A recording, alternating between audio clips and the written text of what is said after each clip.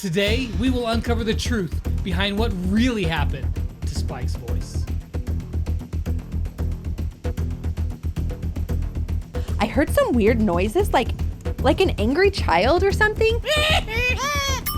Yo man, this green homie was straight balling up on the karaoke stage.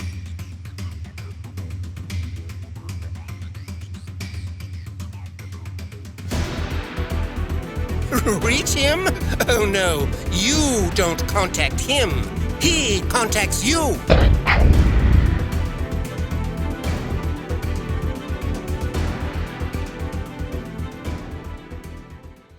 Welcome back to another episode of Brawl Justice. Now, in the last episode, we uncovered some very disturbing things about Mr. P. We also learned the sad truth of a cactus who just loved to sing. Often in investigations, you reach a point where you've basically hit a dead end and you need to call in reinforcements. In our many years of fact-finding, we have never seen such startling evidence as some of the things that we will find out today.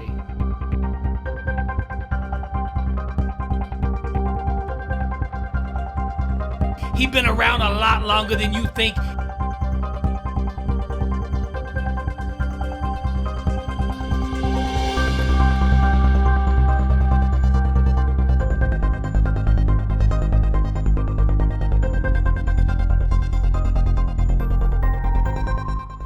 Since we didn't have any evidence that Mr. P was behind anything more than the unsavory selling of socks, we needed more evidence.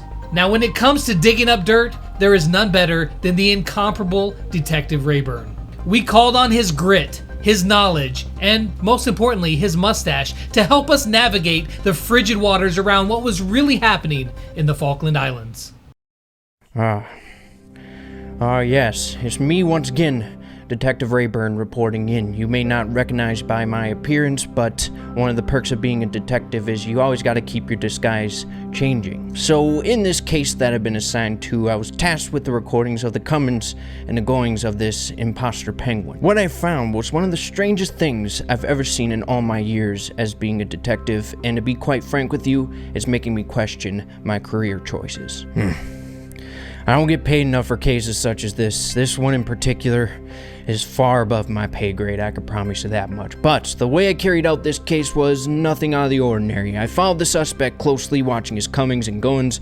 Most of Mr. P's days were spent lingering around PTA meetings, flirting with soccer moms, and consuming copious amounts of dilly bars at the local Dairy Queen. And when I say copious, I mean copious. This man didn't even seem human the way he was packing those things down. My goodness. I did catch him slipping out at night and going to the abandoned textile mill, and what I'm about to tell you may be shocking. I followed him into the mill one night, and what I saw there will haunt me for the rest of my days.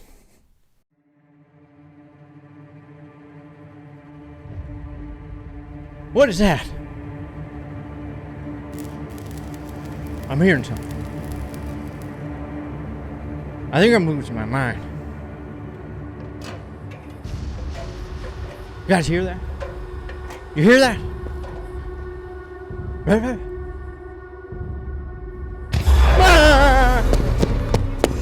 This thing is not a penguin.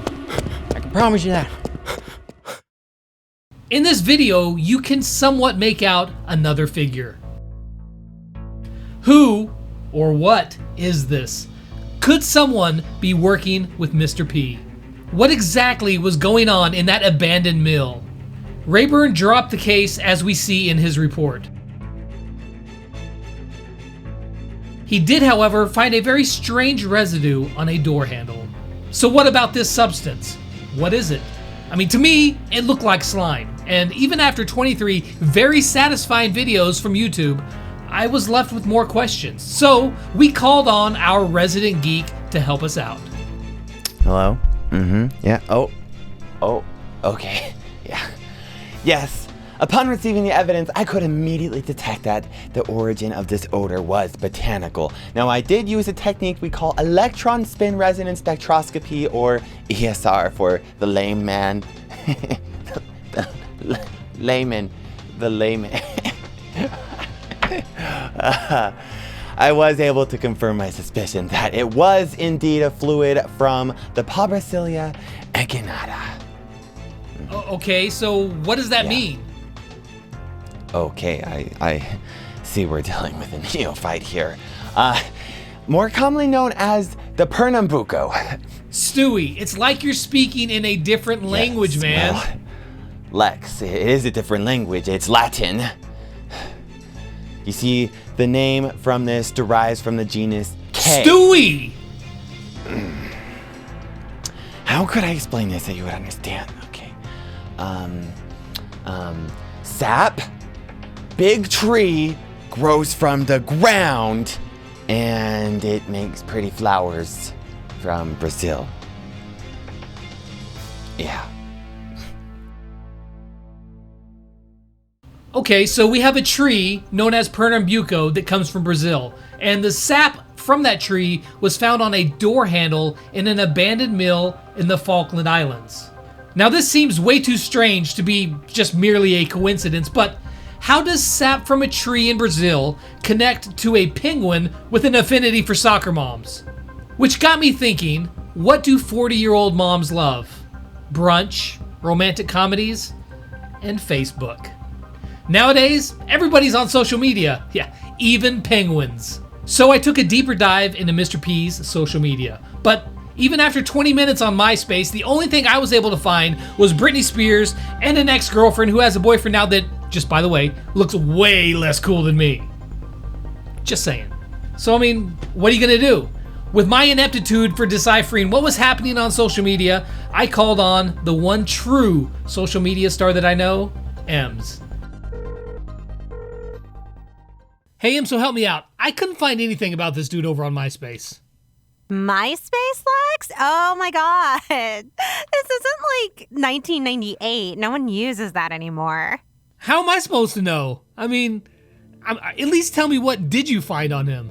I totally scoped his Facebook though, and sketch. I mean, what he was saying to those women was totally hashtag creeper. I mean, it's not a good look. Even on Twitter, I would see him posting selfies, at the gym, and he wasn't even using a hydro flask. Would you think of the turtles? You have no idea how lame he is. Yeah, that guy. And on Insta, look at this. More hashtag 1000 filters. And then there was one of him and this other guy that he totally gave his friendship bracelet to. Who would be best friends with this horrible little thing? Wait a second. That picture was on Instagram? Because that changes everything. Okay, so I did what you wanted, Lex, so you totally have to like my next post. If you don't, I'll be so mad. Okay? Promise me. I got you, Ems. Next post, totally liked. So, Mr. P knows Danny. One of our beloved community managers is friends with this despicable little penguin. But how exactly do they know each other? I mean, was Danny involved in this atrocity? But before we jump to any conclusions about Danny and Mr. P, I figured it was best to contact him and ask him about this friendship. However, when I called to inquire about this relationship between Danny and Mr. P, the receptionist at Supercell told us that he was on vacation. However, we did hear from a source inside Supercell claiming that he was brushing his hair and said, "I don't have time for this nonsense." So was he on vacation, or was he really there and just avoiding us and the questions that he knew that he would receive? So here we are, stonewalled by Danny and confused by the evidence. Tree sap, scummy messages, figures that aren't quite clear, and mustaches running in fear. This story is not over yet. The real question is, who do you think committed the crime? What exactly does this new evidence mean? We'll come back next time and we will unravel the mystery behind what really happened to Spike's voice. Until then, I'm Lex. Stay safe and brawl on.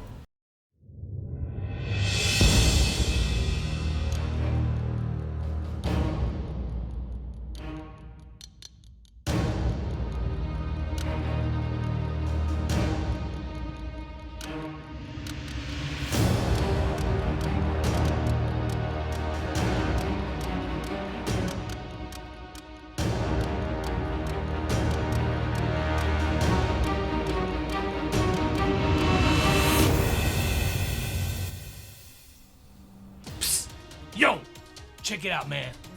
That little penguin dude, he was totally hitting on my girl Karen, so it's about time to expose him. Yo, I ain't no snitch, but just let me say this. That little Mr.P homie, he been around a lot longer than you think, and he knows people connected to Spike of the female variety, if you know what I'm saying. You can figure out the rest, Joe. Delay, man.